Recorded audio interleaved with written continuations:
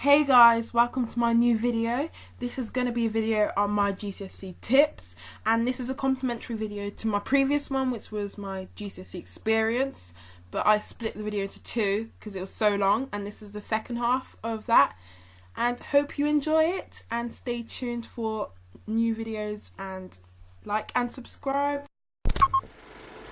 Okay, so I filmed my experience bit, and now I'm going to film the tips bit, and I'm going to try and make this 5 minutes maximum because I literally don't want to film a 20-minute video because I don't know if people even like them. People even like watch 20-minute videos as much. My first tip for exams, this is just specific to exams and exam seasons: revise throughout the year.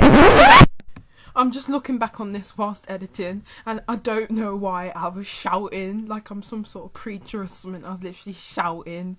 There was no need, Franceska. Revise throughout the year. Revise throughout the year. So that when it does come to exam season, you're literally consolidating knowledge and plugging gaps. And what I mean by that is that if you don't revise throughout the year, like steadily, not full on revise 5 hours per day, but if you're not revising, doing your homework, making revision notes to use throughout the year, you're going to really struggle when it comes to exam season, because not only do you have to sit exams, but you have to revise, or for some people, learn. I feel really bad, like, for people who are literally coming up to me like, what's this, what's that, I don't know what this is, in like sciences, like I was never taught this, I have no clue, never seen this word before. I was like, I feel so bad for you. So try and avoid that scenario, and please revise throughout the year, so that when it does come to April, May, you're using flashcards, your past papers, they're your best friends from April to May. Flashcards, past papers, exam questions, your three best friends.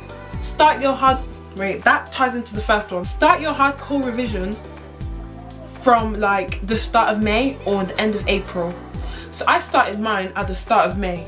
So like 2 weeks before exams, I started hardcore revising, doing every past paper, using my flashcards, using my notes. I was not making any notes from that. Well, I was in English because you can't have too many notes in English literature. But anywhere else, I was just using my notes, flashcards, past papers.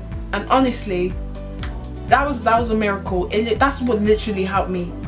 Literally guys, I am telling you, past papers, even if you're doing the new GCSEs, try and get an exam pro login from your teacher. If they're being stingy, try and find one online and do that for science. I think they have questions for English on there, maths, like any paper will still be applicable for the exam you will sit, the 9-1 exam. So yeah.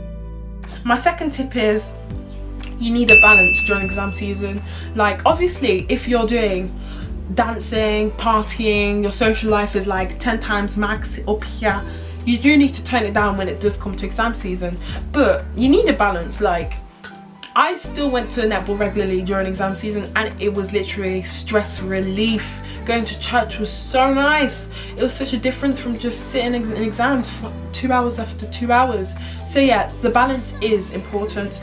And sleep, that is also included in the balance. Sleep, do not stay up to 2 o'clock in the morning. You will regret it the next day. Even though this is so cliche, it is so important. That's why everyone says it. My third tip is do not panic. Honestly, when you walk into that exam, or if you're outside like waiting to go into your exam, you physically, mentally, spiritually, maybe not spiritually, but anyway, you can't do anything about it. Worrying will not get you anywhere. You cannot literally force more knowledge into your head that will stick under exam stress and pressure. Now what you have to do is try and make the most out of what you have, and stressing is not the best way to do that. It must be toxic in one way. Like I swear, chemically you must release some hormones when you stress. So try and avoid doing it. My fifth tip, quality over quantity when it comes to revision. So when it gets to exam time and you've no longer got time or months to revise, to study, to learn, it's now quality over quantity. You know that cliche that everyone says? So you want the quality of your revision, the few hours you have a night that can make a difference, to make a difference. So if you want a video on how to revise quality wise. Comment it down below and I will make sure that I show you how I revise personally. I think I'm really productive. So yeah, just comment down below or like, and I will be sure to make a video on that.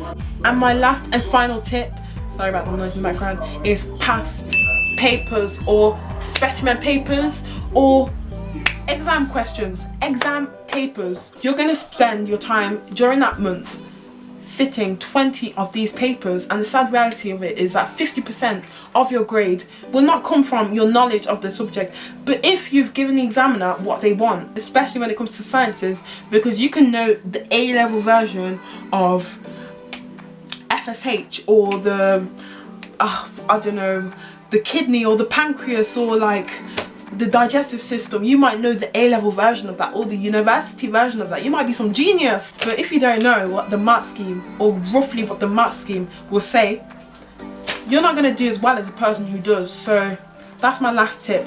Mark schemes, past papers or specimen papers, and hopefully that will actually help you. If you want me to film a video on how to use past papers and mark schemes, how I use them, especially for science, then just leave a comment down below again. Thank you for watching and stay tuned for more videos.